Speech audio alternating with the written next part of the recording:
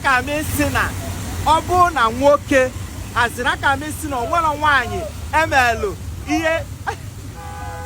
aka m isi na onwere nwaanyị ọbụla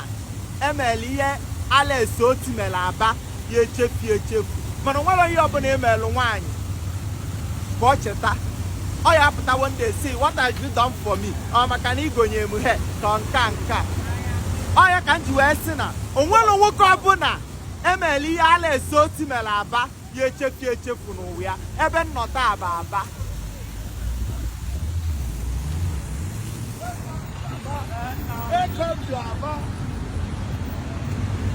efu na ọlụ na-aga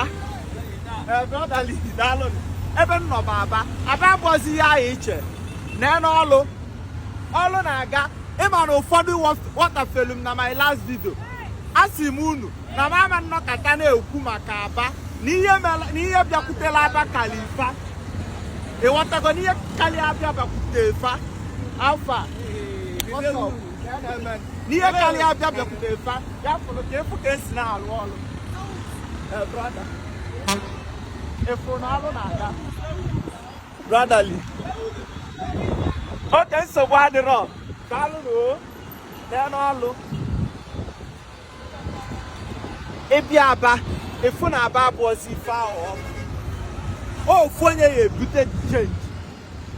Alex Otti ọ dị mkpụmkpụ emele efu na-enweghị ihe ya eji wee cheta ya ọ ya ka eji asị gị ilu ezigbo ọlụ echeta gị ọ bụrụ ihe a ya ayọ ebiko maọbụ ihe a ya abịa sibelu gị ofe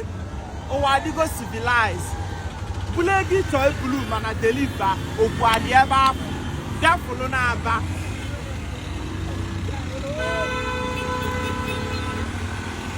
ebe nnọ ihe a bụ na Abata Junction achọrọ m ikwube too much nọ na nna asị come to Aba ngwa cheke mgbe Alex Otti mesialụ onye ọzọ bata bidokwa ebe Alex bidokwa ebe Alex kwụsị ọ na iflo na ihe enwe development very well ya ka one time governor of Abia steeti na-esi anya wee si na ọlụ na ọ webatalụ for dominion visa ọ bụ ọkụ ya nwe ya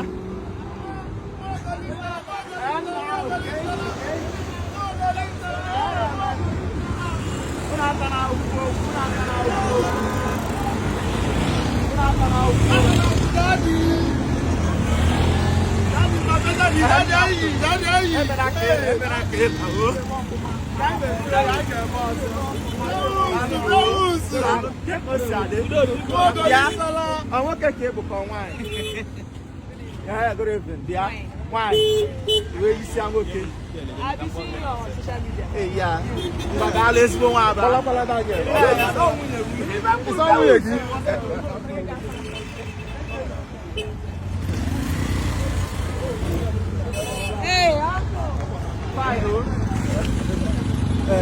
that can be